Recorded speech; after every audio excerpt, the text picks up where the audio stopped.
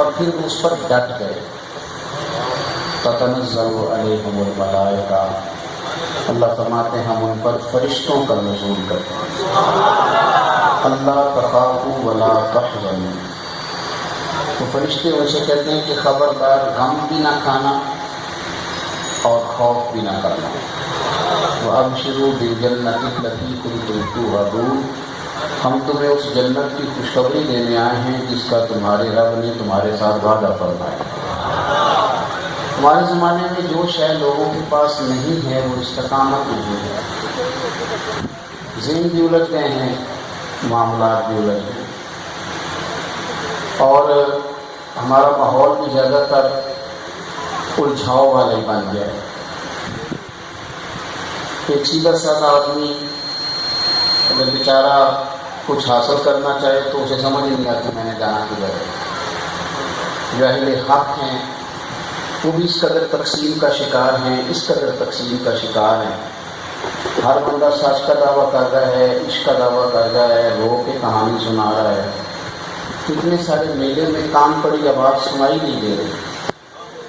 اب ہمیں زیادہ ٹھنڈے ہونے کی، سنجیدہ ہونے کی ضرورت ہے کہ اگر عمر فاروق رضی اللہ تعالیٰ عنہ 6 مہینے تک اور دنیا میں موجود رہتے تو کونے کونے میں اسلام کا جھنڈا گاڑ دیتے. اور مسلمان بحث کر رہا ہے کہ حضرت عمر فاروق 26 دن آج کو دنیا سے گئے تھے کہ یکم محرم کو.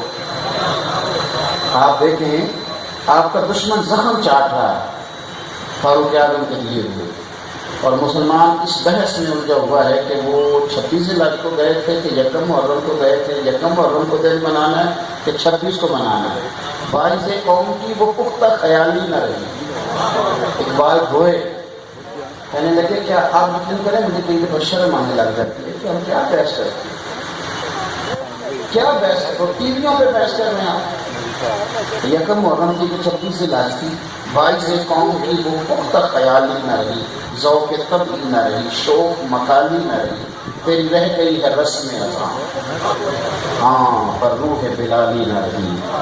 تیری رہ تو گئی ہے رسم اذاں، رسم اذاں، رسم اذاں، تیری روح بلالی نہ رہی. فلسفہ تو رہ گیا ہے، اچھی اچھی تقریریں کرنے والے لوگ ہیں. فلسفہ تو رہ گیا ہے پر تلقین غزالی نہ رہی. جو تو یار دشمن زخم چاٹ رہا ہے اور مومن بحث کر رہا ہے. وہ بحث کر رہا ہے کہ یہ بتلائیں کہ ان کا فلانا کام ٹھیک تھا کہ نہیں. کہاں لگ جائیں میرے پاس الجھائیں نہیں مہربانی کرنا. اور عوام بھی جو جتنے زیادہ مسالے لگا کے بات کرے نا، آپ کو پتہ ہے سوشل میڈیا کیسے چلتا ہے. یا آج سے 10-15 سال آپ پیچھے جائیں تو اخبار والا کیسے چلتا ہے. ایک آدمی اخبار میں مضمون لکھتا تھا تو دوسرا اس کا جواب لکھتا تھا. تو جو کالم پڑھنے والے لوگ ہوتے تھے وہ انتظار کرتے تھے کہ اب کل اس نے کیا کہنا ہے. تو یہ جو اخباروں کے مالک ہوتے تھے نا، اللہ ماشاء اللہ، یہ خود فون کر کے کہتے تھے کہ آج تو اس نے آپ کا حشر نشر کر دیا تو اب آپ نے کیا جواب دینا، ذرا جلدی کریں، میں لڑکے کو دونوں ٹائپ کر دوں. اس کو یہ نہیں پتا کہ قوم کتنا الجھ رہی ہے، کتنے انتشار کا شکار ہے. اسے تو صرف اتنا پتہ ہے کہ میرا اخبار زیادہ بکے گا، لوگ زیادہ. خدا کے اقبال نے کہا تھا نا، اس کو پنکھے کو ایک سائڈ پہ کھڑا کر دیں، اس کو نا اس طرح منہ کر دیں اس کا، چلو ٹھیک. اقبال نے کہا تھا کہ جنہیں آتا نہیں دنیا میں کوئی فن تم ہو، اور بیچ کھاتے ہیں جو بزرگوں کا کفن تم ہو. پیسے کمانے ہیں چاہے بزرگوں کا کفن بیچ کے کمانا پڑے. میرے عزیز الجھاؤ سے ہم لوگ بھی نا، اب ہم بھی دیکھتے ہیں کہ اس نے کیا کہا اور جواب میں، اور اس کا نقصان آپ کو پتہ کیا ہوا ہے. مذہبی لوگوں کے اندر سنی سنانے جانے والے جو لوگ ہیں ان کی تعداد اتنی سی رہ گئی، اتنی سی تعداد. ہم بڑے خوش ہیں کہ پورا 500 بندہ ہے. اس نے کل سے میری بات سن لی تو 22 کروڑ میں سے 500 نے سن بھی لی تو کیا ملا آپ کو. باقی تو پرواہ ہی نہیں کر رہے آپ کیا کہہ رہے ہیں. ان کو تو فکر ہی نہیں آپ کدھر نکلے گی. اور آپ جناب میں ہوں تو میں چوڑا ہو کے بیٹھا ہوں. او خدا کے بندے، اگر تیرے ملک کے 22 کروڑ عوام تیری نہیں سن رہے تو 4.25 ارب کافر تیری کیسے بات سنے گا. ان کو کیسے تمہیں کلمہ پڑھانا ہے، ان کو کیسے دین آشنا کرنا ہے. تو ہمارا الجھاؤ بڑھتا جا رہا ہے. مہربانی کریں اس کو ختم کریں. ان چیزوں کی مذمت کریں جو ہمیں الجھاتی ہیں. ان چیزوں سے بچیں جو ہمارے بچوں کا ذہن خراب کرتے ہیں.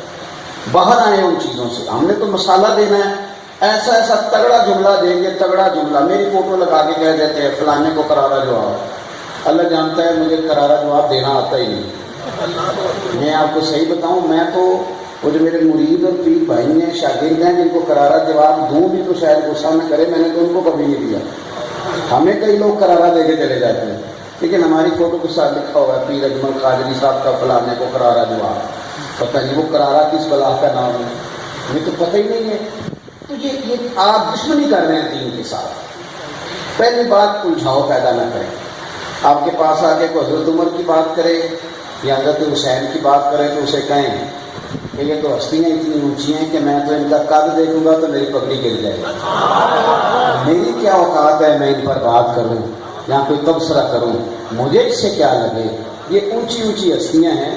مجھے تو اتنا پتہ ہے کہ میرے محبوب کی گلی سے جو یافور گزرتا تھا نا، حضور کے گدھے کا نام تھا یافور شریف، حضور کے گدھے کا، اس کو یافور لمبے کانوں والے کو کہتے ہیں، دراز گوش لمبے کانوں والا. وہ جو حضور کی گلی سے گدھا گزرتا تھا نا، دراز گوش، ہم نے تو اس کی بھی قدر کر لی.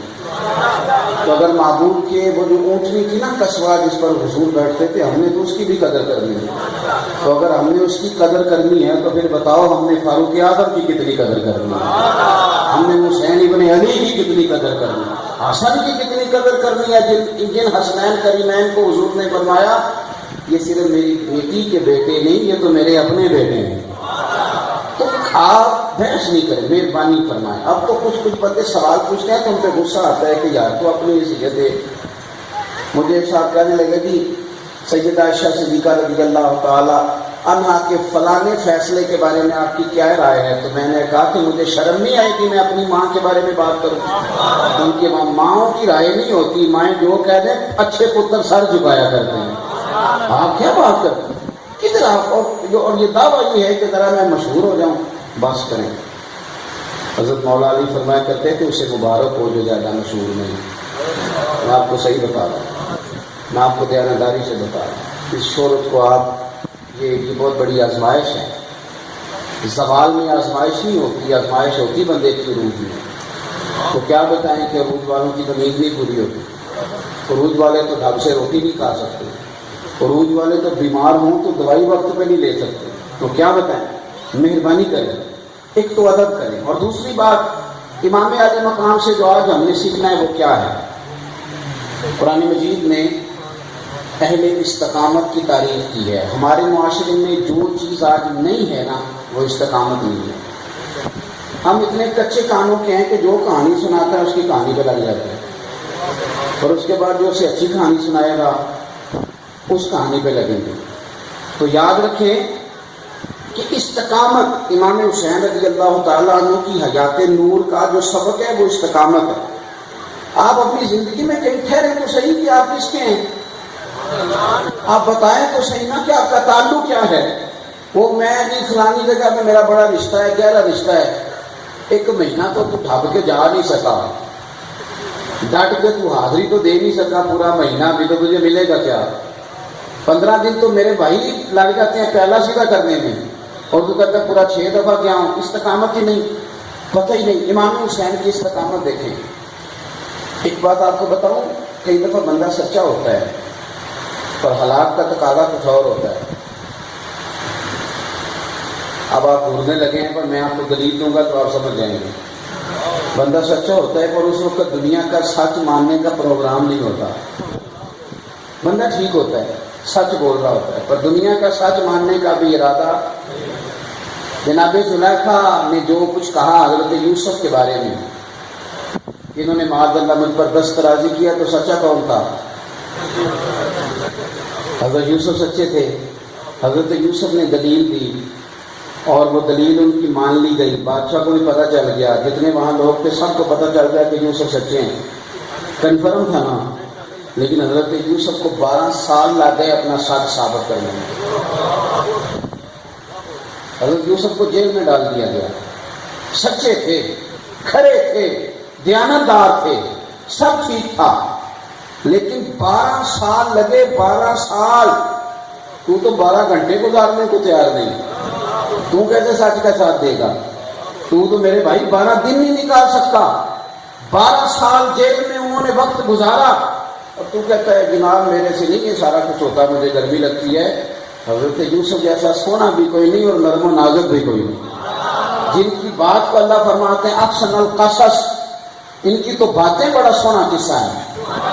نحن نقص احسن القصص, جن کے واقعے کو رب نے کہا کہ ان کی تو کہانی بڑی سونی ہے, اتنے خوبصورت. 12 سال لا کے سچ ثابت کرنے میں, لیکن جب سچ ثابت ہوتا ہے نا, پھر جناب یوسف صرف مصر کے جیل کے قیدی نہیں رہتے, پھر پورے مصر کی حکومت اللہ ان کے دست قدرت میں آتا ہے, ان کے ہاتھ میں دے دیتا ہے. اپنے دست قدرت اللہ انہیں دے دیتا ہے.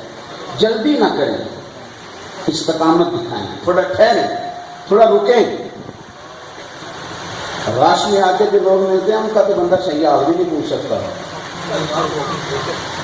راش میں آ کے ملتے ہیں جنہیں جلدی ہوتی ہے, دوڑ کے کہنے لگے چلو ایک سلوٹ ابا جی کو کیا ہے, آدھا کو استاد جی کو کیا, تو ایک پیر صاحب کو بھی کر رہے ہیں سلوٹ دوڑ کے. تو چونکہ دوڑ کے آئے ہیں تو ان سے تو بندہ طبیعت بھی نہیں پوچھ سکتا.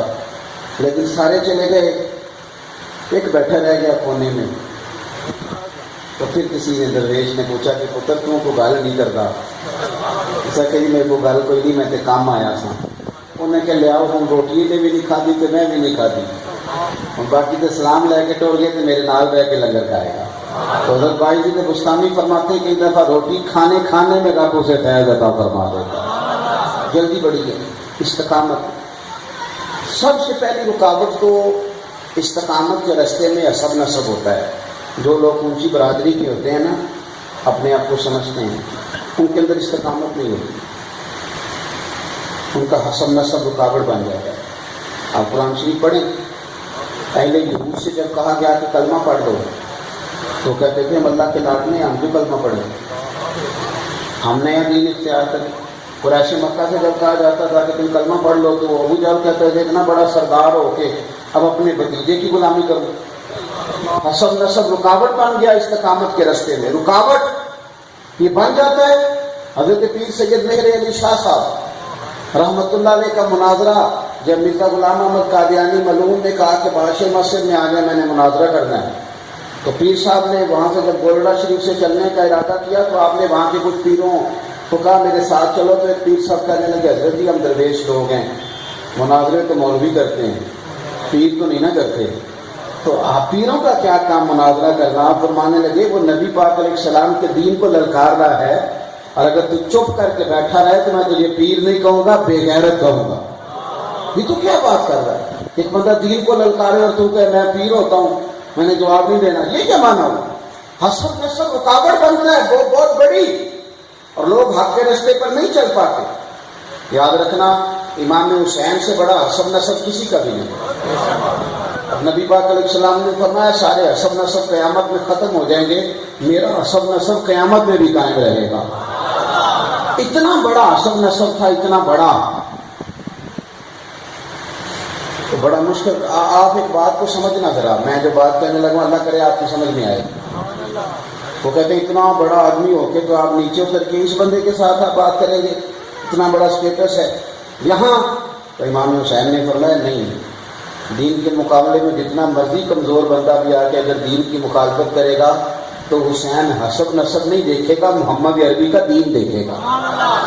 یہاں لوگ سچی بات کرنے کو تیار ہی نہیں کہ ہیں ہماری برادری کا بندہ بھی الیکشن لڑ رہا ہے اور بندہ غلط ہے, اور دوسری برادری کا بھی لڑ رہا ہے اور بندہ ٹھیک ہے, تو سپورٹ کسی کرنی چاہیے جی؟ وہ تو جدوں تریا سی وہ بھی انہیں کیا سی کہ کیونکہ میں رائی ہاں, میں جٹ ہاں, میں فلانا وا, میں راجپوت ہاں, تو میرے ایس ہلکے اپنا 26,000 ووٹ وہ کہڑا ہوتا ہے بھلا جہاں وہ لے کے چلتا ہے. یہ ہے وہ استقامت کے راستے میں رکاوٹ کہ لوگ برادریزم کو دیکھتے ہیں, حق کو دیکھتے ہیں.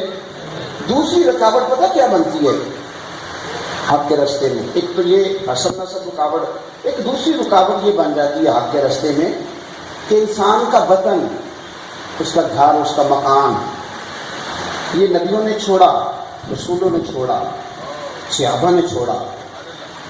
حضرت عثمان غنی رضی اللہ تعالیٰ عنہ امیر آدمی تھے، ان کا نکاح نبی پاک کی صاحبزادی جناب رقیہ سے ہوا، پھر دوسری بیٹی کا نکاح بھی نبی پاک نے ان کے ساتھ کیا، اور طبرانی میں حدیث ہے حضور فرماتے ہیں خود نہیں کیا، مجھے اللہ نے وحی کیا ہے کہ عثمان کو دوسری بیٹی بھی دے دو، وحی الہی کے ساتھ کیا ہے۔ حضرت عثمان غنی رضی اللہ تعالیٰ عنہ اپنی بیوی کو بال بچے سمیت ہجرت کرنا مشکل کام ہے، بیوی بچوں کو تو شادی پہ لے جانا پڑے تو مصیبت بن جاتی ہے، بڑا مشکل کام ہے، بچے چھوٹے ہیں، گرمی کا موسم ہے، وہ کہاں رکاوٹ بنے گی، یہ کوئی وطن چھوڑنا اور پھر اولاد سمیت لے کے کہیں جانا، ان چیزوں کو آپ اچھی طرح سمجھیں۔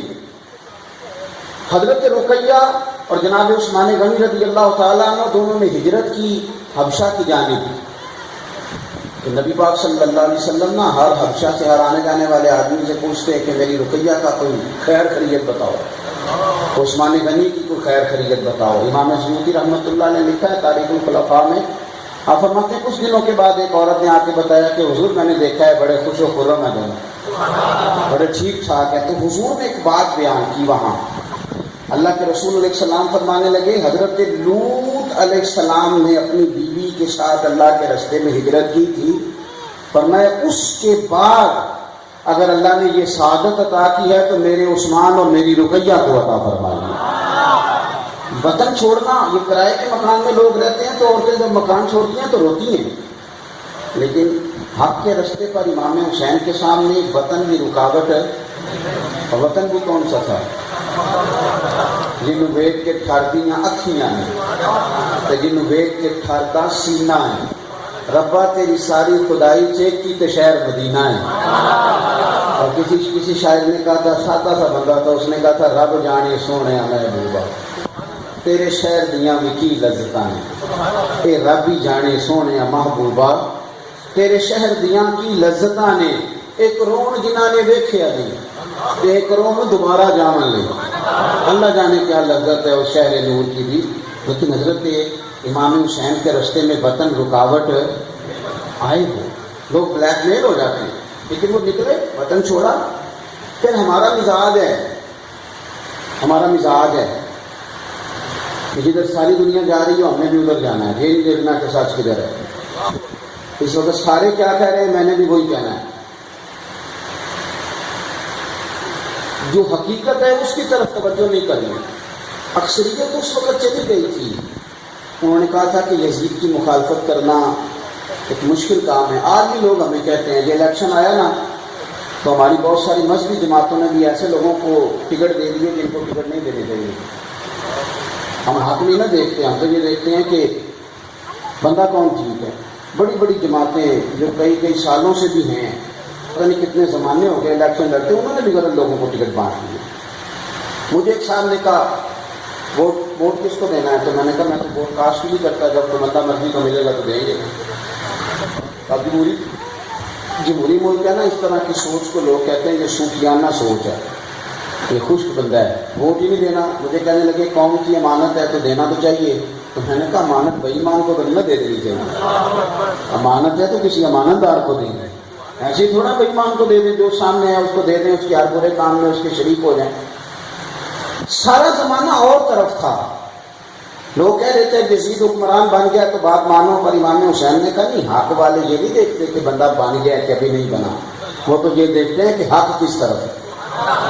دیکھو اگر آپ کہیں گے نا کہ ساری دنیا ادھر جا رہی ہے تو میں کیوں واپس آؤں، تو پھر یاد رکھنا مکے میں تو سارے لوگ کافر تھے، پھر ابو بکر صدیق نے کلمہ کیوں پڑھا؟ ساری برادری تو مخالف تھی، تو عمر فاروق کیوں آ گئے؟ آپ کا کیا خیال ہے کہ لوگوں نے پھولوں کے ہاتھ ڈالے تھے عثمان غنی کے گلے میں جب کلمہ پڑھا تھا؟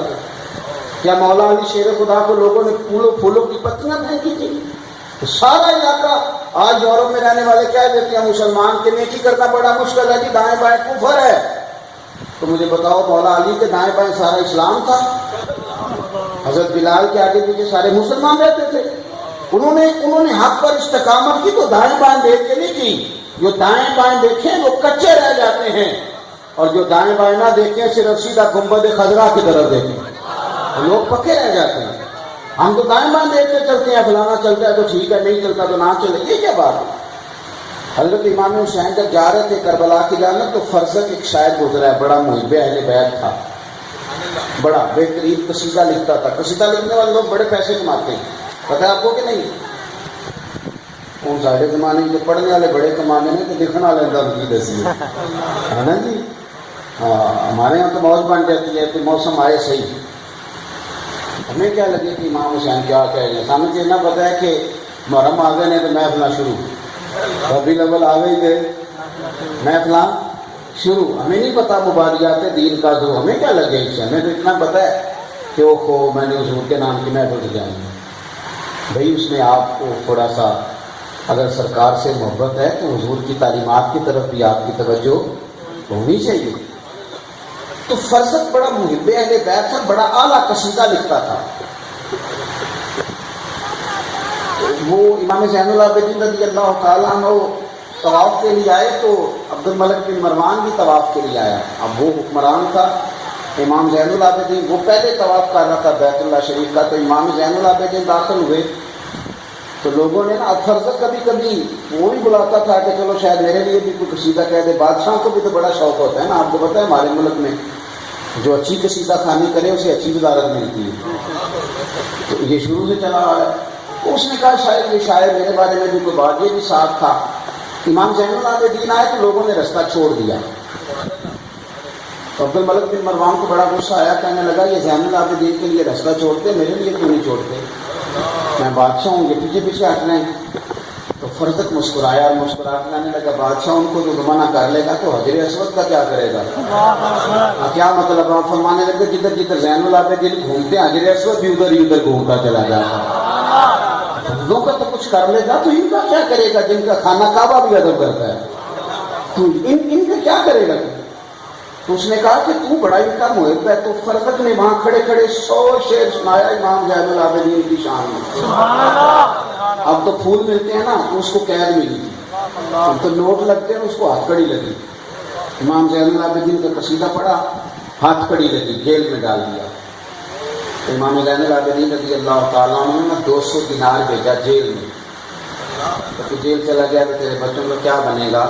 جب بھیجا تو فرزق رو پڑا، کہنے لگا سونے ساری زندگی قصیدے لکھ کے مال کمایا ہے، پر تیرا قصیدہ مال کمانے کے لیے نہیں، محمد عربی کی رضا پانے کے لیے لکھا ہے، ان پیسوں کے لیے تھوڑی لکھا ہے. میں کہا کرتا ہوں کہ چلو کوئی ایک آدھ محفل نعت رضائے الہی کے لیے بھی چاہیے، ایک آدھ ہونی چاہیے کہ نہیں ہونی چاہیے؟ کوئی بڑا نعت تھا، ایک آدھ محفل نعت مفت پڑھ دے کہ چلو اللہ رسول کو بھی تو راضی کرنا ہے. تھی نہیں ہاں نہ کر دے تو نہ کرو کر دیے اسی دن جو خیر چل رہا ہے جتنا مہنگا ہوئے اٹھا اسٹیٹس بڑھا ہوں گا. اللہ آپ کو خوش رکھے.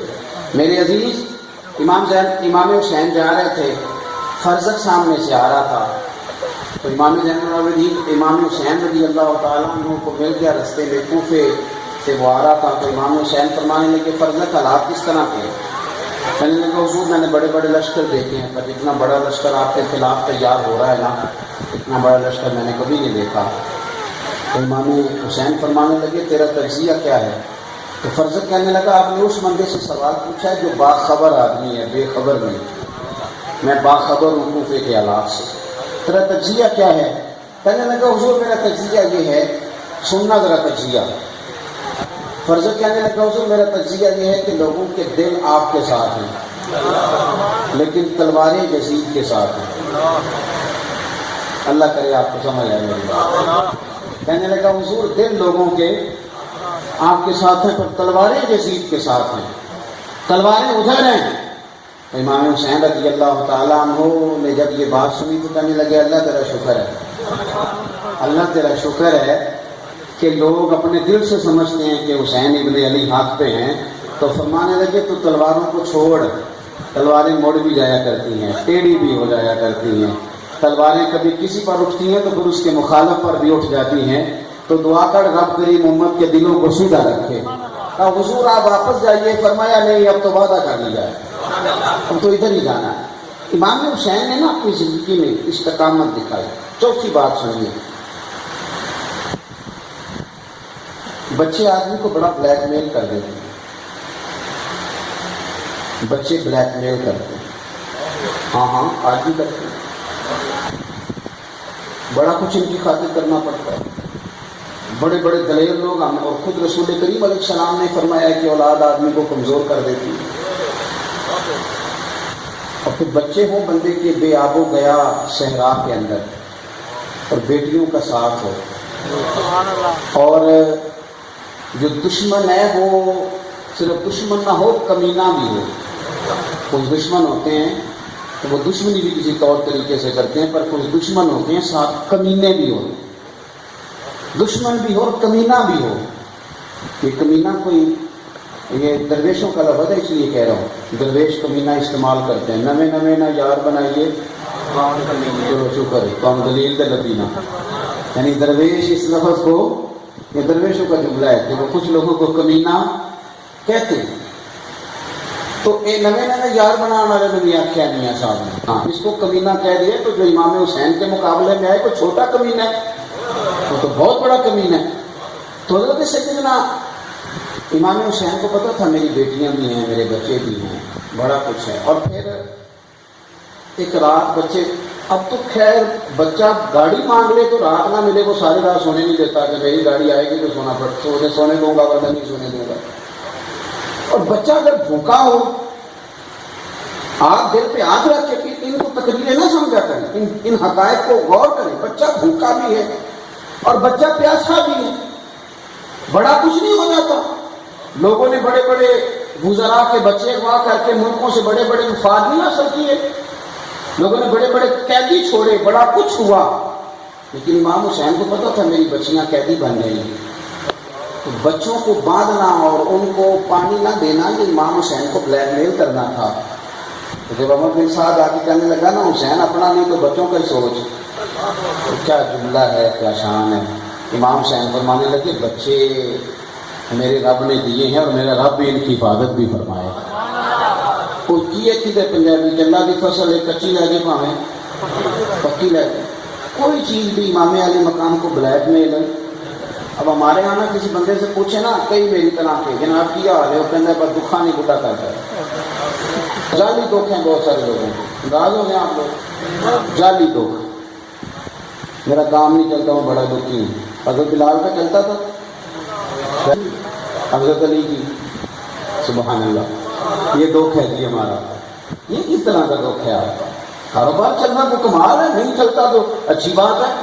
نبی پاک علیہ السلام نے فرمایا جس طرح تم سردیوں کے بیمار کو ٹھنڈے پانی سے بچاتے ہو، رب جس سے پیار کرے اسے دولت سے بچاتا ہے، تو شکر کر تیرا نہیں چلتا۔